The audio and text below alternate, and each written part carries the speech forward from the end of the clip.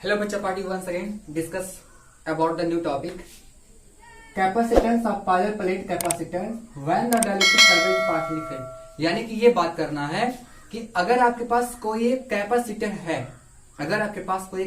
है, और उस कैपेसिटर के अंदर जो डाइलेक्ट्रिक स्लैब है, जो डाइलेक्ट्रिक सब्सटेंस था, उसको जब मैं पूरे में फिल करता था तो उसका फॉर्मूला होता था C इक्वल टू कैपिटल के epsilon not A upon D। लेकिन आज के इस लेक्चर में आपसे मैं बताऊंगा कि अगर इस डाइलेक्ट्रिक सब्सटेंस को आप पूरे में फिल ना करके पार्सली फिल करो तो what will happen on the formula of capacitance. तो क्या होगा, उस पर क्या घटित होगा। जो कैपेसिटेंस का फार्मूला था C इक्वल टू कैपिटल के epsilon not A upon D। तो आज इसके लेक्चर में इसी पे हम डिस्कस करेंगे, ब्रीफली अच्छे से सॉल्व करेंगे, हर एक चीज को देखते हुए चलेंगे। और मैं रिकमेंड करना चाहता हूं कि अगर हमारे चैनल को पहली बार विजिट कर रहे हैं तो चैनल को सब्सक्राइब करना मत भूलिएगा, बिकॉज इस चैनल पर जो भी चीज बताया जाता है, जो भी कंटेंट दिए जाते हैं, सबसे इजी लैंग्वेज में, इससे इजी लैंग्वेज में आपको कोई भी कंटेंट कहीं से नहीं मिलेगा। सो प्लीज हर वीडियो को लास्ट तक देखा करिए, दोस्तों के साथ शेयर किया करिए, ठीक है ना। बस इतनी से हमारा रिकमेंड रहता है हर लेक्चर में आपसे। तो please watch to video till the end learn the whole concept and इसके मोहब्बत के साथ पढ़ाई करिए। फिजिक्स को पढ़ते रहिए, फील करने के साथ। आपको फिजिक्स पढ़ना है तो फील करना है। अगर आपने फिजिक्स में फील करना बंद कर दिया तो उसी दिन आपको फिजिक्स नहीं आएगी। तो ये फिजिक्स का कह सकते हैं कि स्टेटमेंट है कि प्लीज आप हमें फील करिए। जिस दिन आप हमें फील करेंगे उसी दिन आपके लिए हम सब कुछ होंगे, अदरवाइज नहीं होंगे, ठीक है। तो अगर आप सोचते हैं फिजिक्स को फील करना शुरू हो जाए, हमारे दिल में फिजिक्स बसना शुरू होता है, तो प्लीज चैनल को सब्सक्राइब कर लीजिए, भूलना मत, शेयर करना, दोस्तों के साथ शेयर करना मत भूलिएगा। और डिस्कस करते हैं डियर, क्या क्या बता देता हूं ना। कैपेसिटेंस का फार्मूला, जब किसी पैरेलल प्लेट कैपेसिटर के अंदर कोई डाइलेक्ट्रिक सब्सटेंस को मैं रख देता हूं, लेकिन पूरे में नहीं रखा जाएगा, पार्सली रखा जाएगा। कैसे रखा जाएगा? पार्सली रखा जाएगा। देखो ध्यान से, पहले इसके फिगर को हम ऑब्जर्व करते हैं अच्छे से। फिगर समझ में आ गया तो सारा का सारा काम इसी में है। देखो मैं फिगर समझाऊंगा बहुत इजी वे से। ये आपके पास प्लस प्लेट, यहाँ पे क्या है? माइनस प्लेट है, और इनके बीच पहले एयर था। इनके बीच पहले क्या था डियर? एयर था। और एयर में डिस्टेंस कितना था इनके बीच का? D। लेकिन अब मैं क्या कर दिया? अब मैं ये कर दिया कि अब इसके अंदर डाइलेक्ट्रिक सब्सटेंस ला के रख दिया। तो अब इसलिए पता है इसमें भी कुछ न कुछ चार्ज आएगा, इसमें भी क्या आएगा? कुछ न कुछ चार्ज आएगा। समझ में आना चाहिए भाई। हमने क्या कहा? हमने कहा कि पैरेलल प्लेट कैपेसिटर के अंदर क्या कर दिया गया? एक स्लैब रखा गया। एक क्या रखा गया? स्लैब रखा गया। और इस स्लैब की थिकनेस कितनी है? स्मॉल टी है। और इसका जो डाइलेक्ट्रिक कांस्टेंट है बच्चा, वो कैपिटल के है। तो ध्यान से देखो, पहले आपका एयर कहां पे था? पूरा D डिस्टेंस में। लेकिन जब उसके अंदर T थिकनेस का एक प्लेट आ गया, स्लैब आ गया, तो उस स्लैब के आने से क्या होगा? अब D माइनस T में एयर होगा।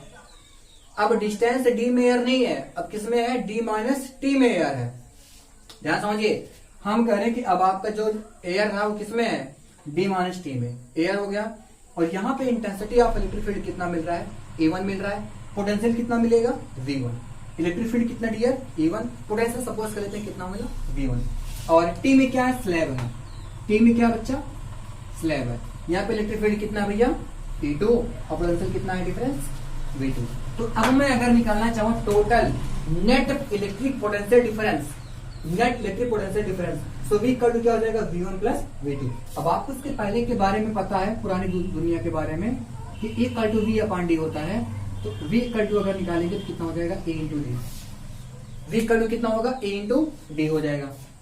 तो यहाँ पे भैया E1 D1 plus E2 D2।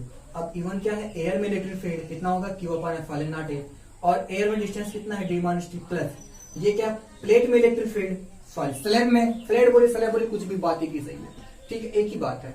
Slab में इलेक्ट्रिक फील्ड, तो वहां पे कैपिटल के डाइलेक्ट्रिक कांस्टेंट है, तो Q अपॉन कैपिटल के एप्सिलॉन नॉट A इंटू कितना हो गया? इंटू कितना हो गया? A हो गया। इतनी बात समझ में है। ये थिकनेस है स्लैब का भाई। इसी में तो देखो डिस्टेंस कितना था? यहाँ पे T हो गया, T कर दिया। अब यहां से क्या करो?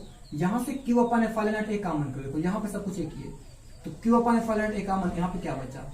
D माइनस T अब plus T upon K, plus T upon K। अब एक दिमाग में आना चाहिए, ये यहाँ पे भेजो, इसको यहाँ पे नीचे लेकर आओ। तो एप्सिलॉन नॉट A यहाँ पे गया, इसको नीचे लेकर आया D minus T plus T upon K, और V कहाँ चला है? नीचे, तो Q अपॉन V। तो अब जो Q अपॉन V है, जो Q अपान V है आपको पता होगा, ये कैपेसिटेंस का फार्मूला होता है। Q अपान V किसका फार्मूला होता है? कैपेसिटेंस का। तो कैपेसिटेंस का फार्मूला C कर कितना हो गया? F0 A upon D minus T plus T upon K। तो ये फार्मूला बड़ा इंपॉर्टेंट है भैया, हाँ ये फार्मूला बहुत इंपॉर्टेंट है। समझ में आई बात? हमने क्या कहा कि ये फार्मूला बहुत इंपॉर्टेंट है जब पार्शली फिल होता है। C कर क्या होता है? F0 A upon D minus T plus T upon K। अब इसको प्लीज नोट करिए, फिर इसमें हम कुछ स्पेशल केस बताते हैं, इसके कुछ केस भी चलेंगे, तो उसको भी क्या करना है, अच्छे से समझना है। तो इसको पहले क्या करिए, नोट करिए। हाँ तो आइए कुछ बात करें स्पेशल केस पे।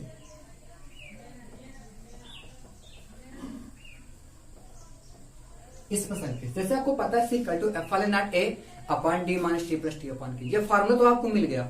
अब इसमें कुछ स्पेशल केस को अप्लाई करेंगे और उस केस को अप्लाई करने के बाद आप कुछ नए नए रिजल्ट को भी पाओगे। ठीक है, अभी मैं बताऊंगा कि आपको मान लीजिए एक नहीं दो फिल किया गया हो, तो अब पहले इसी पे ले लेते हैं। पहला केस आपको इसी पे लेना है कि अगर if n slabs are replaced, अगर मान लो उसके अंदर एक नहीं है, n स्लैब रखा गया हो, तो अब बताओ पहले का thickness T1 T2 T3 and so one, ऐसे कहां तक आएगा? Tn तक। अब इसका directory constant K1 K2 K3 and so Kn हो गया, सॉरी Kn हो गया। तो आप कहते हो कैसे फार्मूला बनाना है? C equal to F0 A upon D minus, तो T के प्लस पे क्या करना पड़ेगा? T1 plus T2 plus and so on Tn, अब plus T1 upon K1 plus T2 upon K plus and so on plus Tn upon K। तो अगर ऐसे n स्लैब को रखा था तो कुछ इस तरीके से फार्मूला बनता है, प्लीज भूलना मत। C इक्वल होता है F0 A upon D minus T1 plus T2 plus Tn is equal to what? T1 upon K1 plus T2 upon K2 plus Tn upon Kn। ये तो केस 1 हो गया। अब केस 2 इसको हम यहाँ पे राइट कर देते हैं। केस 2 डियर ये था, केस 2 बहुत ध्यान से देखना। केस 2 ये है कि हम ऐसा मान लेते हैं कि स्लैब कंडक्टर है। If the slab is conductor, जैसे दिमाग में आता है सर क्या जरूरी है स्लैब को ही रखा जाए, क्यों ना कोई other material as a conductor रखा जाए? बिल्कुल कंडक्टर रख दो, कोई दिक्कत नहीं है। तो कंडक्टर के लिए क्या होता है dear? K equal to infinite. तो जब यहाँ पे समथिंग अपॉन इनफाइनाइट पूरा वैल्यू क्या हो जाएगा? 0। तो आपका क्या आ जाएगा? C equal to F0 A upon D minus T। क्या आ जाएगा? F0 A upon D minus T।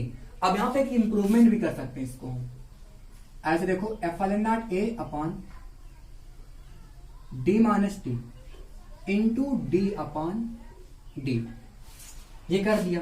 तो यहां पे ये इसको नीचे लेकर आओ तो हो जाएगा F0 A अपॉन D, और यहां पे हो जाएगा D upon D minus T, और ये क्या है? C नॉट है, तो C कट हो जाता है dear C not D upon D minus T।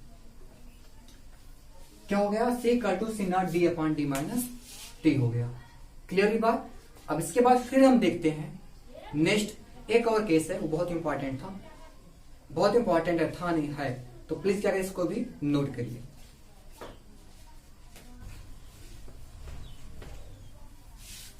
Next case ये है कि सपोज कर लो ये कैपेसिटर है और जो प्लेट रखा गया सब इसी के अंदर पूरा भर दिया गया, 1 और 2, ऐसे तीसरा हो गया K1 K2 K3, यहां पे T1 हो गया, यहां पे T2 T3, ऐसे T4, ऐसे सब आते हुए जाएंगे। यहां पे क्या हो गया? Kn। ठीक है, तो इसका मतलब ये था कि अब यहां पे ऐसे एन प्लेट रखा गया। केस 4 इफ है empty region is filled, sorry यहां पे ऐसा कुछ राइट करो, इफ है